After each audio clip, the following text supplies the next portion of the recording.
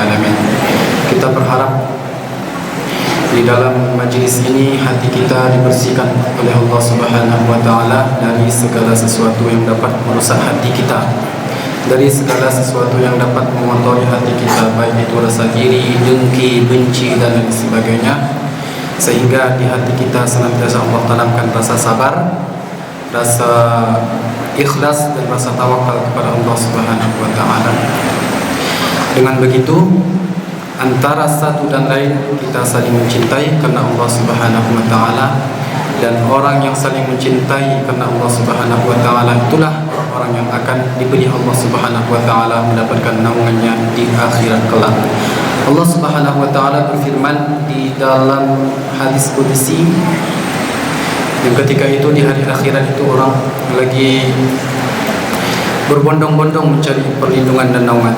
Lalu Allah Subhanahu wa taala katakan kepada hamba-hambanya, "Ainal mutahabbuna bi jalali?" Mana yang saling mencintai karena kata Allah. Lalu Allah katakan, orang-orang yang mencintai karena Allah itu mereka lah yang dapat layak mendapatkan naungan dari Allah Subhanahu wa taala di hari yang penuh dengan terik itu. Mudah-mudahan Allah Subhanahu wa taala pertemukan kita di surganya bersama-sama. Amin ya rabbal alamin. Kemudian salawat dan salam kita sanjung sajikan, kita kirimkan kepada baginda Rasul Muhammad sallallahu alaihi wasallam. Allahumma shalli ala sayyidina Muhammad wa ala sayyidina Muhammad. Assalamu alayka ya Rasulullah. Adalah Rasulullah sallallahu alaihi wasallam orang yang kita cintai, yang kita rindukan, yang kita nantikan untuk bersua bersamanya, untuk berkumpul bersamanya di surga kelak, yang kita nantikan, yang kita damba-dambakan. Dengan begitu rasa cinta itu, rasa rindu itu, rasa ingin bertemu dengan Rasulullah sallallahu alaihi wasallam itu kita upayakan dengan perbanyak salawat kepada baginda Rasul Muhammad sallallahu alaihi wasallam. Mudah-mudahan Allah Subhanahu wa taala pertemukan kita lalu diberikan Rasulullah sallallahu alaihi wasallam kita syafaatnya. Amin ya rabbal alamin. Sebelum kita lanjut kepada kisah kita sebelumnya, buku yang saya pakai adalah Sahih Qasasil Quran. Kalau antum nanti ketika perpulangan kalau mau beli untuk menambah wawasan, bisa antum cari di perpustakaan seperti Cahaya Sunnah, Pusaka Ilmu. Bukunya Sahih Qasasil Quran yang menceritakan di dalamnya kisah-kisah di dalam Al-Quran menyeluruh, mulai dari Adam sampai kepada kisah-kisah seperti Luqman, kisah-kisah seperti Ashabul Kahfi, dan diceritakan pula di dalam ini kutipan-kutipan yang bersumber dari Israiliyat. Dijelaskan kenapa? Karena sumber-sumber dari Israiliyat itu banyak yang membahayakan untuk kita. Salah satunya seperti menodai kesucian Nabi, seperti menodai kemaksuman Rasulullah Subhanahu wa taala. Maka dikutip di dalam buku ini dijelaskan mana yang riwayat Israiliyat, mana yang memang betul-betul sahih dari Al-Quran dan Al-Hadis. Boleh antum kalau seandainya ketika perpulangan antum cari di perpustakaan yang ada di sekitar, insyaallah ada jual. Yang dikarang oleh Dr. Hamid Ahmad At-Tahir, kisah-kisah dalam Al-Quran. Kalau buku aslinya adalah buku berbahasa Arab, judulnya Sahih Qasasil Quran, tetapi sudah diterjemahkan kisah-kisah sahih di dalam Al-Quran. Pada pertemuan sebelumnya kita sampai kepada Nabi Yusuf alaihissalam dikeluarkan dari penjara, dan Nabi Yusuf terbukti tidak bersalah. Persaksian yang mengatakan Nabi Yusuf tidak bersalah itu adalah langsung daripada perempuan-perempuan, nyonya-nyonya yang ada di kota tersebut, dan bahkan istri Al-Aziz sendiri menyaksikan bahwa membenarkan bahwa Yusuf itu tidak bersalah sama sekali, melainkan yang bersalah itu adalah mereka sendiri. Hingga akhirnya Yusuf alaihissalam dipanggil oleh raja lalu ditempatkan di sisinya, maksudnya diberi tempat yang mulia untuk Nabi Yusuf alaihissalam. Yusuf diangkat sebagai pejabat. Lalu Nabi Yusuf alaihissalam ditawarkan mau jabatan apa? Jabatan apa yang mau dipilih Yusuf? Maka akan diberikan kepadanya.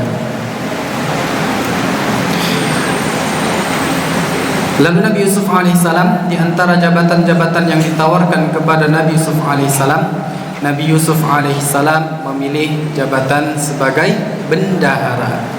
Qala ja'alni ala khuzainil ard inni hafizun alim. Wahai paduka raja, jadikan aku bendaharawan negara. Inni hafizun alim, sesungguhnya aku mumpuni, aku sanggup memikul jabatan tersebut.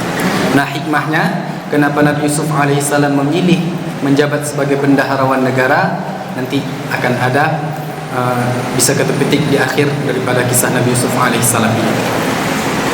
Lalu permintaan Nabi Yusuf alaihissalam dikabulkan oleh Raja Mesir tersebut, dan Nabi Yusuf ditempatkan di tempat yang mulia. Dan ketika itu Nabi Yusuf kemanapun ia berada, ia bisa. Kenapa? Karena dia telah menjadi pejabat negara. Semua ini merupakan adalah takdir Allah Subhanahu wa taala untuk Nabi Yusuf alaihissalam.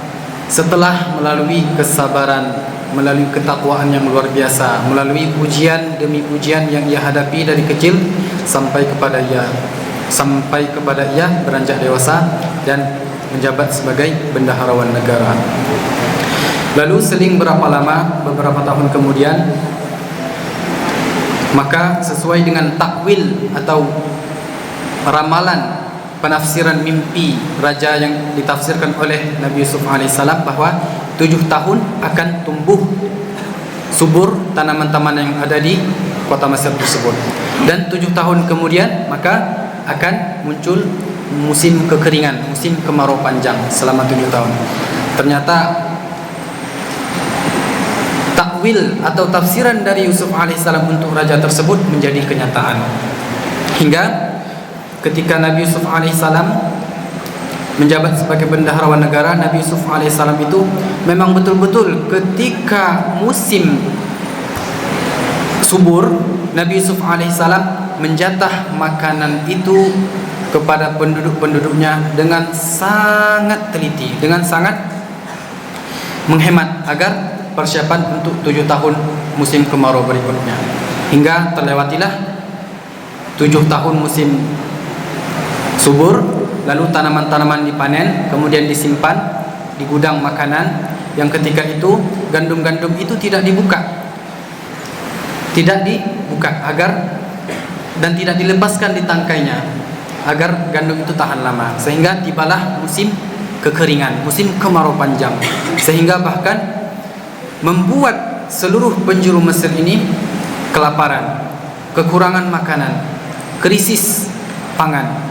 Dan bahkan diriwayatkan sampai kepada luar Mesir pun ikut merasakan kekeringan tersebut, sehingga Allah Subhanahu wa taala jadikan tempat tinggal Nabi Yusuf, kerajaan Mesir yang ketika itu Nabi Yusuf alaihissalam menjabat sebagai bendaharawan di situ, Allah jadikan di situ sebagai pusat sentral daripada makanan-makanan yang dibutuhkan oleh penduduk dunia. Dan bahkan bukan hanya sampai kepada Mesir, akan tetapi Nabi Yusuf alaihissalam menerima kunjungan-kunjungan daripada luar Mesir untuk mengambil makanan atau jatah makanan di kota Mesir tersebut. Tapi dengan syarat apa?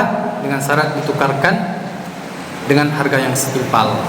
Maka ketika itu emas-emas, semua benda-benda yang berharga itu tidak berarti. Kenapa? Karena krisis makanan. Jadi semua kilauan-kilauan uang yang banyak itu tidak berarti kalau kita miskin makanan. Krisis makanan tidak berarti. Maka orang-orang pun berbondong-bondong menuju ke tempat Nabi Yusuf alaihissalam, ke kerajaan yang Nabi Yusuf menjabat di dalamnya, untuk menukarkan makanan dengan harta-harta mereka.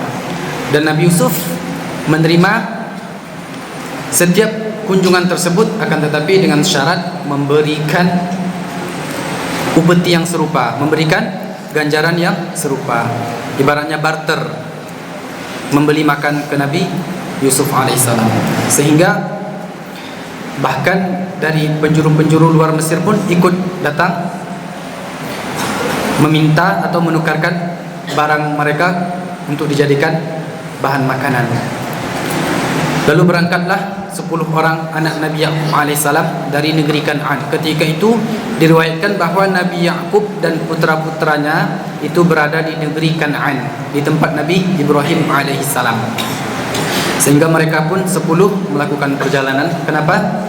Karena anak yang ke-11 Benyamin tidak dikasih ayahnya untuk ikut.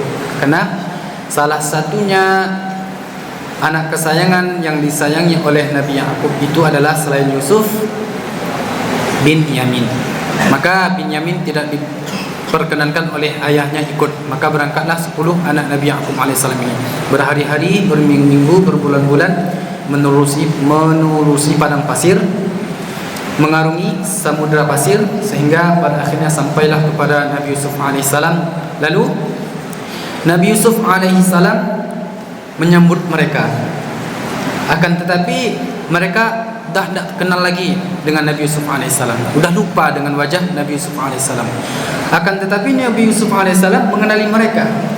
Mereka bersepuluh, Nabi Yusuf masih kuat ingatan Nabi Yusuf tentang kakak-kakaknya, tentang saudara-saudaranya 10 tersebut. Waja'a ikhwatu Yusuf fadakhalu alaihi fa'arafahum wa hum lahum munkirun.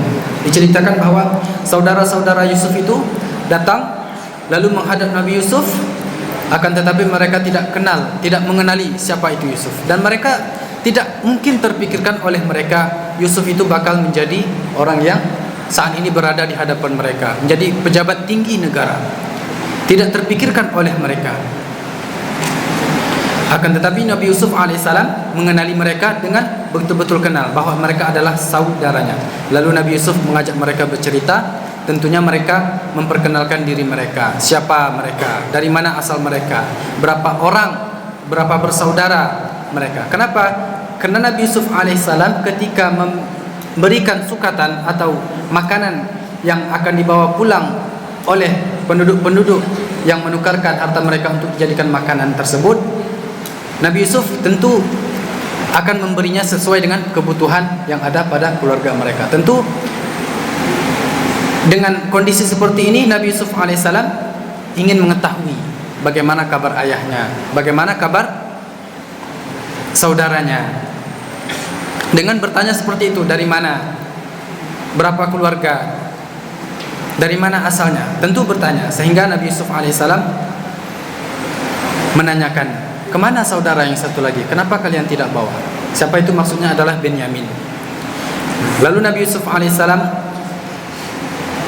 menyediakan untuk mereka bekal makanan untuk setahun. Masing-masing orang diriwayatkan membawa satu unta untuk dibawa pulang.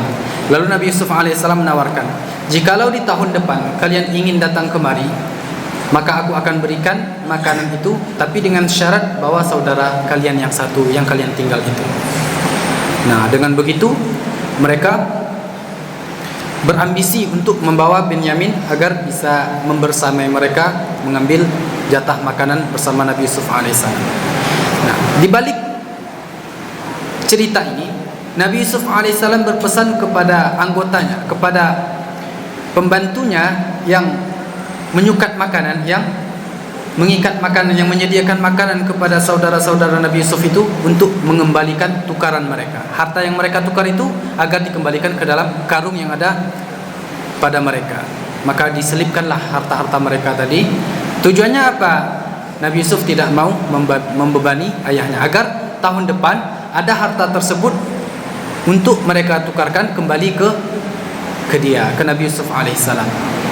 Tujuan lain agar mereka semakin tertarik untuk kembali di tahun depan lagi, sehingga mereka akan membawa saudaranya yang satu lagi Benyamin untuk bisa menjumpai Nabi Yusuf alaihissalam. Sehingga pulanglah mereka berhari-hari, berbulan-bulan, berminggu-minggu, sampai akhirnya di perjalanan mereka bermusyawarah bagaimana caranya agar ayah mereka Ya'qub alaihissalam membiarkan Benyamin ikut bersama mereka untuk ikut mengambil jatah makanan kepada Nabi Yusuf alaihissalam. Sampai di rumah, setibanya di rumah, lalu mereka kabarkan kepada Nabi Ya'qub dengan wajah yang gembira, wahai ayah kami disambut oleh pejabat tinggi Mesir dengan sambutan yang luar biasa. Kami dijamu, kami diperlakukan baik, dan kami mendapat tawaran kami akan diberikan jatah makanan yang lebih apabila kami membawa saudara kami Benyamin ini bersama kami untuk menjumpai pejabat tinggi Mesir tersebut. Lalu timbul kesedihan yang ada di dalam diri Nabi Yakub, teringat akan Nabi Yusuf alaihissalam. Lalu Nabi Yakub pun berkata, qala hal amanukum alaihi illa kama amintukum ala akhi min qabl. Bagaimana aku percaya kepadamu sementara kamu telah menyia-nyiakan adik kamu, menyia-nyiakan saudara kamu sebelumnya. Aku tidak akan membiarkan Yakub tidak akan membiarkan Benyamin ini pergi bersama mereka. Aku tidak akan membiarkan saudara kamu ini ikut bersama kamu, karena akan menambahkan kesedihan. Diriwayatkan bahwa Nabi Yakub itu ketika itu sudah tidak bisa melihat. Kenapa? Karena kesedihannya yang luar biasa ketika berpisah dengan Nabi Yusuf alaihissalam. Maka Nabi Yakub alaihissalam tidak ingin menambahkan kesedihannya. Lalu ia tidak mengizinkan. Ia dari awal sudah menolak untuk tidak membiarkan Benyamin itu ikut bersama mereka. Lalu setelah itu mereka bukalah barang-barang yang mereka bawa dari Mesir. Betapa terkejutnya mereka.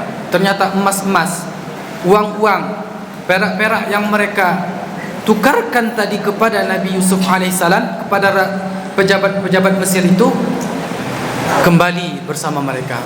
Tidak sedikit pun berkurang. Bahkan semuanya lengkap ada di dalam karung yang ada sama mereka. Nah, dengan hal inilah mereka semakin berambisi untuk merayu Nabi Yakub alaihissalam agar bisa membiarkan Benyamin ikut bersama mereka dan menukarkan barang-barang mereka dengan makanan-makanan untuk keluarganya. Lalu akhirnya Nabi Yakub alaihissalam luluh dan menyetujui pendapat mereka. Tetapi Nabi Yakub alaihissalam memberikan syarat. Mereka harus bersumpah kepada Allah Subhanahu wa taala terlebih dahulu, baru mereka dibiarkan untuk membawa Benyamin alaihissalam. Maka sumpah itu adalah hal yang sangat tidak boleh dilakukan kecuali udah pada masa darurat. Maka jangan bermain-main dengan sumpah. Nabi Yakub alaihissalam rela melepas anaknya kecuali dengan mereka itu bersumpah terlebih dahulu. Nah, berarti sumpah itu adalah jaminan yang paling tinggi.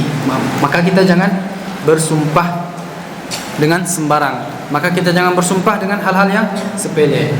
Kita tidak ada permasalahan sepele, jangan sesekali kita bersumpah. Kenapa? Kalau seandainya sumpah kita itu main-main, maka kita dikenai kafarat, dikenai hukum, berdosa kita. Lalu mereka pun bersumpah atas nama Allah Subhanahu wa taala untuk menjaga Benyamin. Mereka bersumpah. Lalu apa kata Nabi Yakub alaihissalam? Lalu Nabi Yakub alaihissalam mengatakan bahwa sumpah ini disaksikan oleh Allah Subhanahu wa taala. Wallahu ala ma naqul wakil. Sesungguhnya Allah mempersaksikan apa yang kita katakan saat ini, apa yang kita sepakati saat ini. Nah, berangkatlah mereka.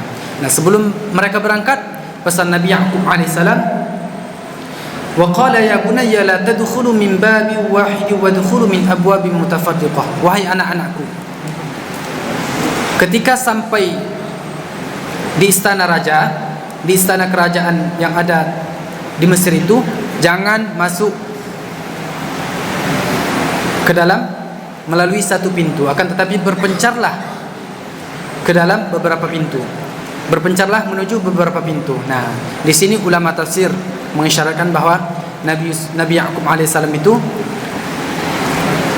memerintahkan hal seperti itu agar salah satu anaknya berharap agar salah satu daripada anaknya menemukan Nabi Yusuf alaihissalam. Nah, sampai bertahun-tahun pun Nabi Yakub yakin bahwa Yusuf itu masih hidup, Yusuf itu masih ada. Kenapa? Karena Nabi Yusuf adalah kabar gembira yang dikabarkan kepada Nabi Yakub melalui tafsiran mimpi Nabi Yusuf itu, yang diceritakan kepadanya bahwa Nabi Yusuf ini adalah orang yang akan menjadi pilihan Allah Subhanahu wa taala. Dan tujuan lain agar apa? Agar ini adalah rencana Allah Subhanahu wa taala agar Nabi Yusuf itu bisa bertemu dengan Benyamin sehingga tidak diketahui oleh saudara-saudaranya.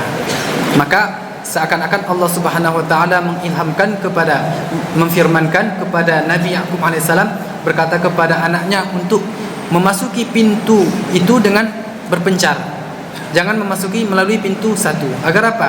Agar tadi Benyamin bisa bertemu dengan Nabi Yusuf alaihissalam sehingga mereka tidak mengetahui pertemuan tersebut. Lalu ternyata betul ketika Nabi Yusuf alaihissalam menerima mereka, ketika mereka menjumpai Nabi Yusuf alaihissalam masuk itu, lalu Nabi Yusuf alaihissalam menemui terlebih dahulu Benyamin. Kenapa? Karena mereka masuk dengan pintu yang terpisah. Lalu Nabi Yusuf alaihissalam menghampiri Benyamin lalu berkata, "Ini akhoh." Sungguhnya aku ini adalah saudaramu yang dulu. Diceritakan kisahnya, lalu fala tabta'is bima kanu yaf'alun. Jangan bersedih dengan apa yang terjadi, dengan apa yang telah mereka lakukan kepadaku. Dan jangan dikasih tahu mereka, biarkan dulu. Aku akan mencari cara bagaimana kita bisa berkumpul kembali bersama. Lalu Nabi Yusuf alaihissalam membuat rencana bagaimana agar mereka itu bisa berkumpul bersama sekeluarga. Nabi Yakub, ibunya, saudara-saudaranya, bahkan Benyamin bisa tinggal di istana raja tersebut. Lalu setelah itu mereka dijamu, disambut, diperlakukan selayaknya. Lalu Nabi Yusuf alaihissalam membisikkan kepada anggotanya, kepada anak buahnya agar menyelipkan berupa gelas piala atau gelas minuman raja ke dalam barang-barangnya saudara Yusuf alaihissalam. Dan gelas raja ini adalah bernilai tinggi. Maka ketika itu hilang, maka orang semua akan mencarinya. Kenapa? Karena itu adalah gelas yang istimewa, gelas yang bernilai tinggi. Lalu ketika mereka hendak pergi, penjaga itu pun menjaga. Penjaga itu menghalangi mereka seraya berkata kepada mereka. Apa kata mereka kepada? "Wahai kalian adalah pencuri." Lalu mereka pun berpaling, bersumpah, "Kami tidak mencuri, kami tidak membuat kerusakan, kami tidak ingin membuat kerusakan. Kami hanya di sini mencari makanan. Kami di sini hanya untuk memenuhi sukatan dengan barang-barang yang kami tukarkan. Kami tidak bermaksud sama sekali mencuri." Kan tetapi penjaga itu bertanya, "Jikalau kalian mencuri, apa balasannya?" Nah, mereka jawab dengan syariat Nabi Yakub alaihissalam. Kalau di Mesir itu mencuri hukumnya penjara. Kalau di syariat Nabi Yakub, di tempat Nabi Yakub alaihissalam, siapa yang mencuri, maka sebesar apapun barang yang dicurinya, maka orang tersebut bertanggung jawab menjadi budak. Menjadi budak sebesar sampai lunas barang-barang yang dicurinya itu. Nah, setelah dibuka, ternyata didapatilah di dalam tunggangannya, di dalam barangan yang ditunggang oleh Benyamin, gelas tersebut. Lalu sesuai dengan kesepakatan yang mereka tawarkan kepada penduduk Mesir, kepada pejabat-pejabat dan prajurit-prajurit Mesir itu, maka Nabi Yusuf alaihissalam membawa Benyamin kepadanya. Jadi Nabi Yusuf ini menawan Benyamin, tapi sampai di dalam istana diperlakukan dengan baik, ditempatkan dengan baik. Di depan mereka memang Benyamin itu ditangkap. Nah, mereka disuruh pulang, Benyamin dibawa ke dalam istana. Sampai dalam istana, Benyamin ini ditempatkan dengan sebaik-baiknya. Kenapa? Karena Benyamin adalah saudaranya Nabi Yusuf alaihissalam. Nah, setelah itu mereka pun pergi ke sudut kota dengan rasa bersedih, dengan rasa kerisauan yang luar biasa. Kenapa? Karena mereka akan menuai kesedihan yang luar biasa lagi terhadap Nabi Yakub alaihissalam atas tertangkapnya Benyamin. Maka mereka bersedih, mereka risau, mereka galau terhadap tersebut. Bagaimana caranya untuk menjelaskan ke Nabi Yakub? Karena mereka tidak ingin melihat ayahnya lagi sedih. Mereka menyesali perbuatan mereka yang terdahulu yang mereka lakukan kepada Yusuf. Mereka tidak ingin terulang lagi kepada ayah mereka. Akan menambahkan kesusahan, akan menambahkan penderitaan kepada Yakub alaihissalam. Akhirnya saudara yang paling tua tidak berani pulang. Dia berkata, bukankah kita telah bersumpah kepada Allah Subhanahu wa taala di hadapan Nabi Yaqub alaihissalam, kita akan menjaga Benyamin, kan tetapi Benyamin tetap tertangkap. Maka pulanglah kalian. Saudara yang tertua tidak mau pulang. Dia akan tetap menunggu di Mesir tersebut sampai ia disuruh ayahnya kembali, atau Allah Subhanahu wa taala memberikan kepadanya keputusan yang terbaik. Lalu mereka pun pulang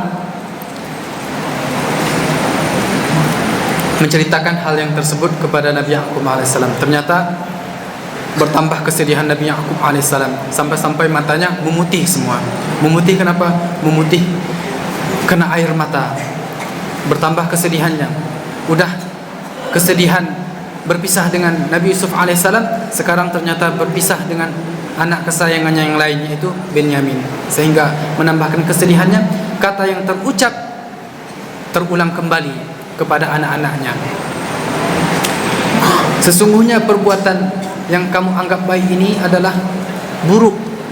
Ini ucapan Nabi Yaqub alaihissalam kepada Yusuf, diucapkan kembali, terulang kembali kepada saudara-saudara Yusuf lain setelah kehilangan Benyamin itu. Lalu dengan kesedihan tersebut Nabi Yaqub alaihissalam berkata, fasabrun jamil, sesungguhnya hanya bersabarlah yang bisa ia lakukan. Hanya bersabar yang bisa ia lakukan. Mudah-mudahan asallahu ayyatiyani bihim jami'a, mudah-mudahan Allah Subhanahu wa taala mengembalikan mereka, anak-anaknya itu bersama mereka agar berkumpul. Nabi Yaqub alaihissalam tetap di dalam keputusasaan, di dalam kesedihannya. Nabi Yaqub mengharap kepada Allah Subhanahu wa taala agar Yusuf dan Benyamin itu dikembalikan kepadanya untuk bertemu dengannya. Lalu Nabi Yaqub alaihissalam setelah itu memerintahkan anak-anaknya untuk kembali cari itu. Cari Benyamin, cari Yusuf. Mereka pasti ada di sana, dengan keyakinan penuh dan tawakal kepada Allah Subhanahu wa taala. Wala tayasu min ruhillah, jangan berputus asa atas rahmat Allah Subhanahu wa taala. Innahu la yayasu min ruhillah illal qaumul kafirun, sesungguhnya yang berputus asa itu adalah orang-orang kafir. Maka kalau kita berputus asa, itu adalah sifat-sifat orang kafir. Kita tidak boleh berputus asa dari rahmat Allah Subhanahu wa taala. Seburuk apapun ujian yang menimpa kita, sedahsyat apapun cobaan yang menghampiri kita, kita tetap boleh berputus asa. Kita bertawakal kepada Allah dan berharap agar Allah Subhanahu wa taala berikan jalan keluar. Ini yang diajarkan Nabi Yaqub, yang diabadikan Allah Subhanahu wa taala di dalam Al-Qur'an. Lalu setelah itu anak-anak Nabi Yaqub kembali ke Mesir dengan perasaan yang berkecamuk, dengan perasaan yang luar biasa resah atas kehilangan saudara-saudara mereka. Dan bahkan diriwayatkan ada di antara mereka yang mengatakan mati lebih baik, mati itu lebih baik untuk mereka daripada mereka mengalami hal yang seperti ini. Lalu sampai di Mesir, mereka menjumpai Nabi Yusuf alaihissalam. Mereka berkata dengan memohon untuk diberikan kepada mereka makanan agar bertahan hidup. Akan tetapi yang barang-barang yang mereka bawa itu adalah barang-barang yang buruk. Kenapa? Karena barang-barang yang sudah diberi Nabi Yusuf itu sudah ditahan akibat ketahuan mencuri. Nah, mereka yang tukarkan itu adalah barang-barang sisa yang ada untuk mereka. Mudah-mudahan mereka berharap agar mereka diberikan tukaran walaupun dengan barang-barang yang buruk. Nah, betapa luar biasanya. Ternyata mereka disambut oleh Nabi Yusuf alaihissalam. Akan tetapi mereka memohon, mengemis ibaratnya kepada Nabi Yusuf alaihissalam. Qalu ya ayyuhal aziz massana wa ahlana ad-durr. Wahai al-aziz, al-aziz itu Yusuf alaihissalam, kami ditimpai musibah, ditimpai kemelaratan yang menimpa kami maupun keluarga kami. Maka berikan kepada kami sukatan agar bisa kami bertahan untuk daripada kekeringan, daripada kesedihan ini. Lalu Nabi Yusuf alaihissalam pun iba melihat saudaranya, mungkin tidak ada lagi rahasia. Maka saatnya lah untuk membongkar identitasnya. Lalu Nabi Yusuf alaihissalam bermula-mula bertanya kepada mereka agar mereka kembali menyesali perbuatan mereka. Qala hal alimtum ma fa'altum bi Yusuf? Kalian ingat tidak? Lalu Nabi Yusuf alaihissalam tiba-tiba menanyakan kepada mereka, kalian ingat tidak apa yang telah kalian lakukan kepada Yusuf dan saudaranya? Ingat tidak apa yang kalian perbuat kepada Yusuf dan saudaranya? Nah, ketika itu kata itu menusuk hati mereka dan membuat mereka tersungkur, bersedih di hadapan Nabi Yusuf alaihissalam dan berkata mereka, qalu a innaka la anta Yusuf? Sungguh ternyata engkau adalah Yusuf yang selama ini kami zalim. Engkau adalah Yusuf yang selama ini kami buang, yang kami siksa, yang kami buat derita. Lalu Nabi Yusuf alaihissalam, innama ana Yusuf wa hadha akhi, memang aku adalah Yusuf dan ini adalah saudara-saudara, dan ini adalah saudaraku Benyamin yang kemarin tertuduh mencuri. Akan tetapi dia bukan mencuri, akulah yang memasukkan gelas tersebut ke dalam barangnya agar ia bisa bersamaku. Lalu mereka bersedih hati dan menyesali perbuatannya kepada Nabi Yusuf alaihissalam. Lalu Nabi Yusuf alaihissalam berkata, la tasrib alaikumul yaum, tidak ada kesedihan untuk kita, bergembiralah. Kenapa? Yaghfirullahu lakum, Allah Subhanahu wa taala insyaallah Allah Subhanahu wa taala akan mengampuni dosa-dosa kalian jikalau kalian bertobat. Sesungguhnya Allah Subhanahu wa taala itu adalah Maha Pengampun lagi Maha Penyayang. Lalu Nabi Yusuf alaihissalam membuka gamisnya, membuka bajunya, berkata kepada mereka, bawalah baju ini, lalu usap-usapkan kepada mata Nabi Yaqub alaihissalam agar ia bisa melihat. Sehingga pada akhirnya mereka pun pulang ke Mesir, dari Mesir menuju Kan'an ke tempat Nabi Yaqub dengan rasa kegembiraan yang luar biasa, dan mereka ingin cepat sampai kepada Nabi Yaqub alaihissalam. Lalu sesampainya mereka mendekati kota di tempat Kan'an tersebut, dan bahkan diriwayatkan masih 8 hari perjalanan menuju kota Kan'an tersebut, Nabi Yaqub alaihissalam berkata kepada anaknya yang tinggal, aku mencium bau Yusuf. Nah, bau baju yang dibawa itu telah sampai menghampiri penciuman Nabi Yaqub alaihissalam, padahal perjalanan masih 8 hari lagi baru sampai. Perkiraan perjalanan itu masih 8 hari lagi baru sampai. Akan tapi Nabi Yaqub telah mencium aroma Nabi Yusuf alaihissalam dengan baju tersebut. Nah, ini merupakan mukjizat. Nah, di saat itu Nabi Yaqub alaihissalam telah terasa kegembiraannya. Ia telah optimis akan bertemu dengan anaknya Nabi Yusuf alaihissalam. Jadi Nabi Yaqub berkata, aku mencium bau Yusuf. Akan tetapi anaknya menganggap bahwa ayahnya karena sudah tua. Qalu innaka lafi dhalalikal qadim, wahai ayah, sesungguhnya kau masih terlalu dalam kesedihanmu seperti terdahulu. Sesungguhnya engkau masih berada di dalam kekeliruan ingin berharap jumpa dengan Yusuf. Kenapa? Karena anak yang tinggal bersama Yusuf itu mengira bahwa Nabi Yusuf alaihissalam ini sudah tiada. Lalu setelah itu sampailah anak-anaknya, lalu anak-anaknya pun mengusap baju Nabi Yusuf alaihissalam ke mata Nabi Yaqub, sehingga akhirnya Nabi Yaqub alaihissalam melihat dan kesedihan pun hilang, dan Nabi Yaqub alaihissalam dibawa ke Mesir. Dan di perjalanan mereka bersyukur kepada Allah Subhanahu wa taala, dan anak-anaknya pun meminta ampunkan kepada Allah Subhanahu wa taala melalui Nabi Yaqub alaihissalam. Dan insyaallah kisah berikutnya akan kita lanjutkan pada pertemuan yang akan datang. Mudah-mudahan Allah Subhanahu wa taala panjangkan umur kita. Pada pertemuan berikutnya bagaimana Nabi Yaqub alaihissalam berjumpa dengan Nabi Yusuf kembali. Dan insyaallah pertemuan berikutnya adalah terakhir kisah Nabi Yusuf alaihissalam. Insyaallah jika Allah Subhanahu wa taala mempertemukan kita. Subhanakallahumma bihamdika asyhadu an la ilaha illa anta astaghfiruka wa atubu ilaik. Afwan minkum. Assalamualaikum warahmatullahi wabarakatuh.